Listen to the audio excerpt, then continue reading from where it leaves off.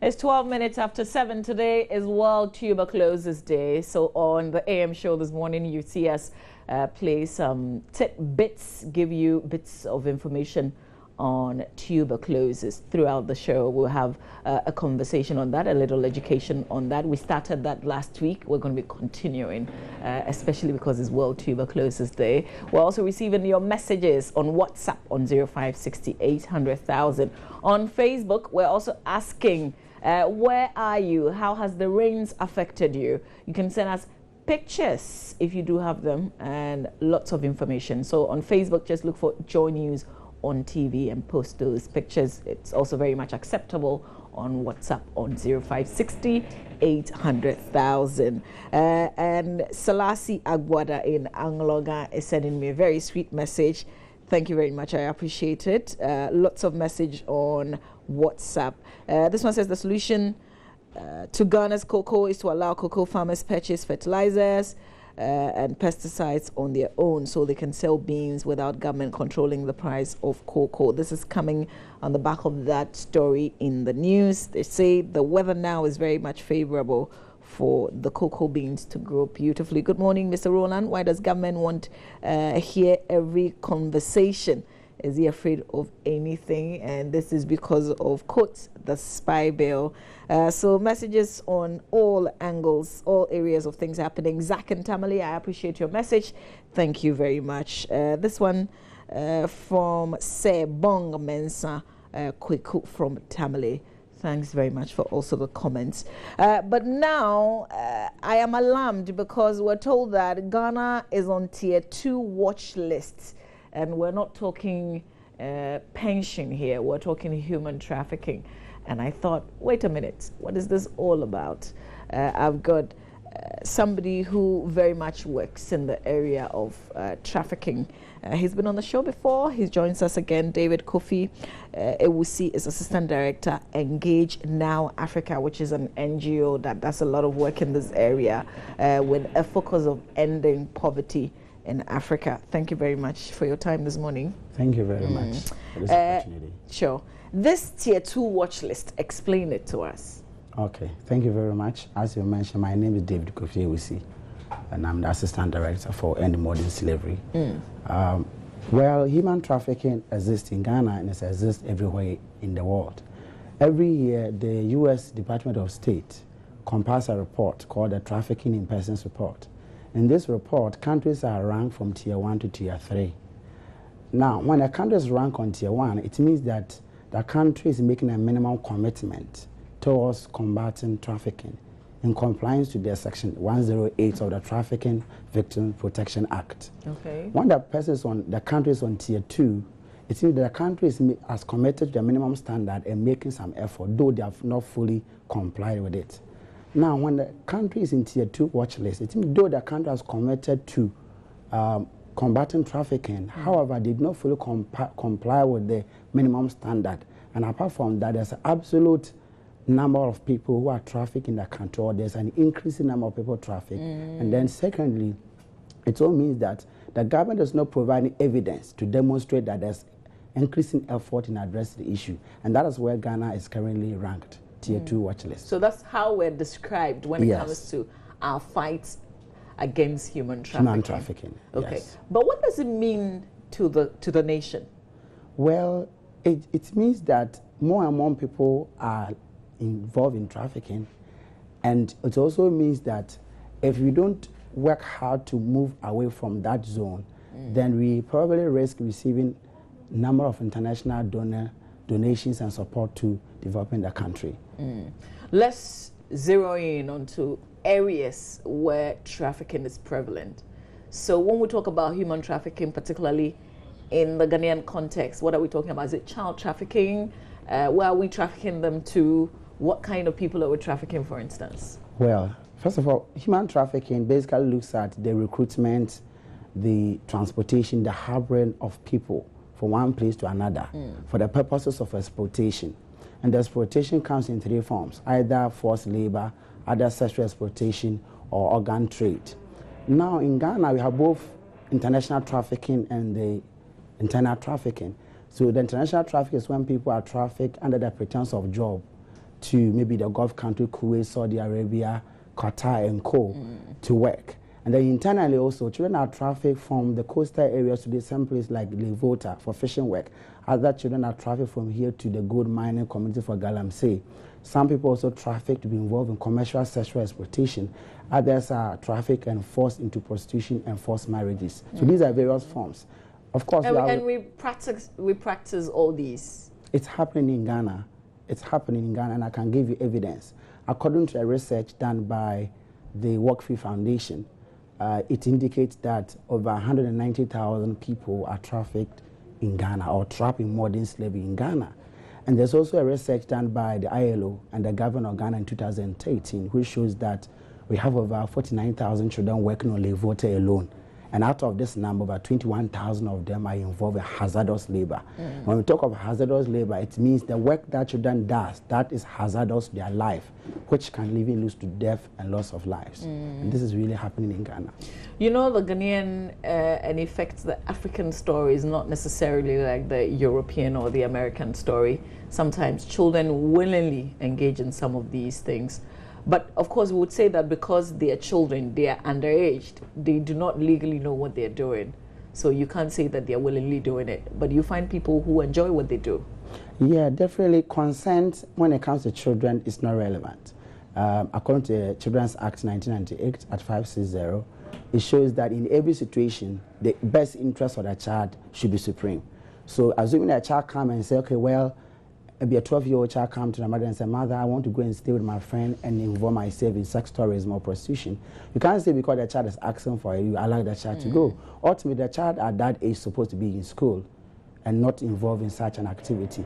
I also know the cultural dimension of this. And we are not saying that children should not help their parent. But we are saying that there's a work that a child is supposed to do and there's a work that adults are supposed to do. And something like child trafficking is very dangerous and hazardous to children. So children are supposed to be in school while adults are supposed to work to support them so they can build their human capital and they can become productive to the country. I think it was just yesterday and even this morning in our news, we've been talking about people who go to all these places to go and work. You talk Jordan, Kuwait, Saudi Arabia, and I think when you stand at a distance, you think that these people are being forced to go and work in this kind of environment, but some of them willingly are ready to go. I mean, if you were to say that you are recruiting people to go and work in some of these areas and the horrible conditions, you still find people calling into this show and saying that, can I get your contact number so I can call you because I want to go? Exactly. Do you put all of these people still under this human trafficking context? Yes, we put them under because they are traveling ignorantly. Those who, I mean, human trafficking is called organized crime. It's a really organized structure, especially the international trafficking. We have people that do the recruitment, we have people that harbor them in a particular joint, and those that distribute them, and then those that actually exploit the people. When they come, they are going to tell you lies. They're going to promise that there's a job opportunity. They're going to promise that there's a football contract, and they actually recruit a lot of youth in the pretense of football. They will not tell you the truth. They'll get you some support to get your visa. When they take you there, they take away all your passport and your traveling document. And then in your position of vulnerability, if you're a woman, they force you into domestic servitude, they force you into commercial sexual exploitation, you work in hotels, servicing men. If you're a young guy, they force you into drug trafficking and all kind of illegal activities right there. I mean, you have a lot of people out there who are crying, and I know that the anti-human trafficking unit of Ghana Police is doing a lot of work with the Ghana Immigration Service to repatriate a number of them. I know recently we had about 22 footballers who were trapped in South Africa who were supposed to come on board. So these are rare evidences of things happening in Ghana. But these people, some of them don't go back? Well, it's a bit difficult to say. Because people are desperate. I think in some cases people are desperate, and based on the promises that they are being given, they still want to stay even at the risk of their life. I know people who end up becoming mentally derailed because they are exposed to certain chemicals, especially those who work in the commercial sexual environment. They are given certain chemicals and drugs to take to be able to perform, and they end up developing mental disabilities and things.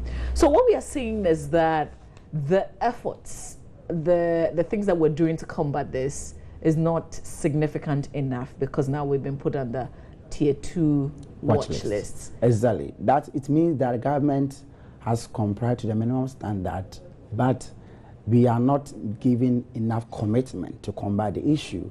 And also we are not, even if we are doing, we are not providing evidence to show that there's a lot of things we are doing to combat this issue. Okay. So those who are watching us, what do they expect to see? Well, today, Engage in Africa, we are launching our human trafficking work in Ghana for the first time. And we are bringing on board a lot of key people from the government, international development agencies, embassies, and civil society organizations. Our objective is to be able to use this opportunity to raise awareness, especially about international trafficking. I know the economy is not as all of us expected. However, in the desperation order we are going through, travel under the pretense of better opportunity without knowing fully what you're going to subscribe to, I don't think Charlie, once it's a breakthrough, you know the whole mindset. Once you're going to sit in an airplane, it will definitely be better than Ghana.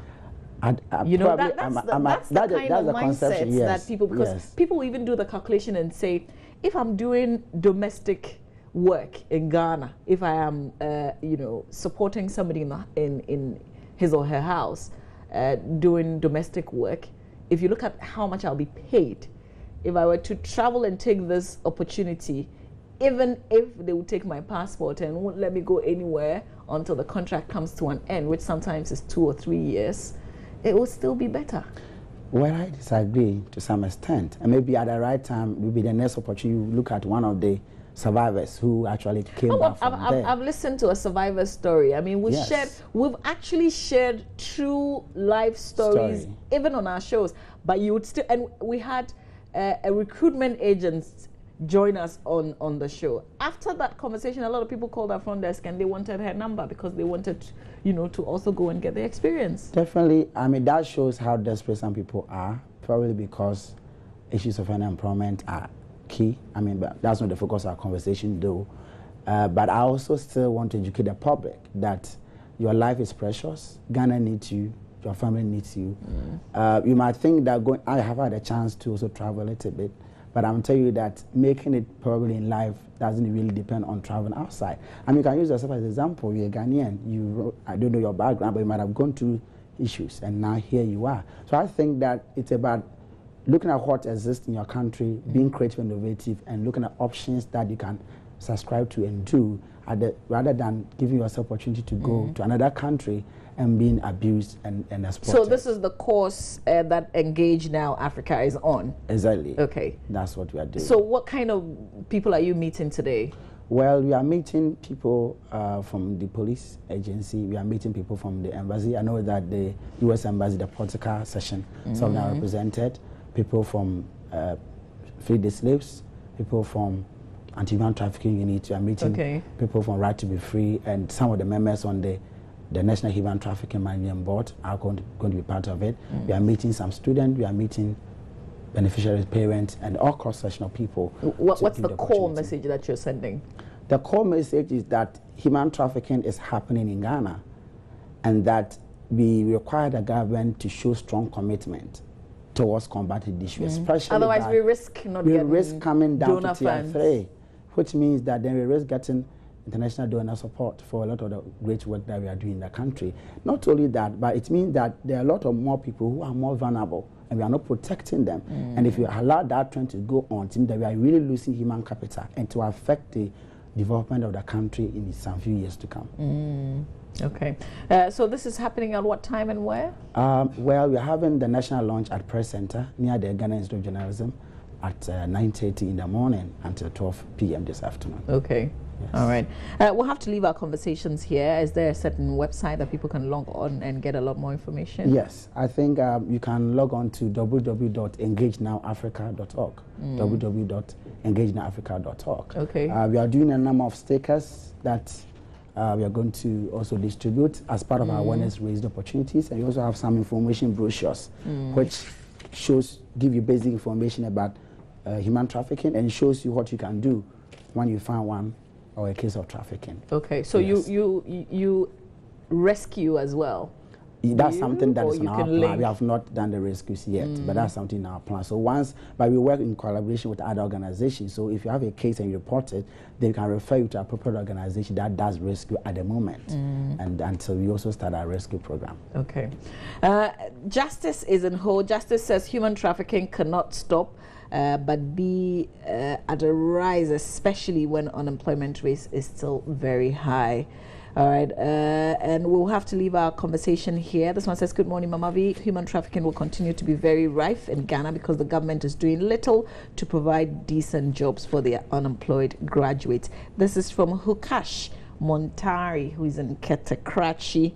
We're yet to get what here in Tamale. This is your old friend Nat from Effiang Kwanta. Okay, so on the bit about the weather, because I'm asking people around the country to tell me what's happening with the rains, and apparently it hasn't been raining in Tamale. This one says, good morning to you, all Joy News crew, from Anas Mohammed in Kumasi, sending us that message. If you're somewhere it's raining and you're caught in it, or if you're trying to make an excuse not to go to work because it's been raining in your area, we want to know. So send us a WhatsApp message on 0560 800,000, and then you can post your pictures on Facebook, Joy News on TV. All right, David, we'll have to leave our conversation here, but I appreciate your coming. Thank you very much. Maybe you should give me the sticker so I can put it somewhere. Exactly, I will do that. And then also spread the message. We are doing the launching today, and we make sure you have enough copies. You All put right. copies in the Vantage point so people can pick it and know about the issues. Okay. So I guess you've invited all these critical agencies so that they will know that Ghana is doing something. Exactly.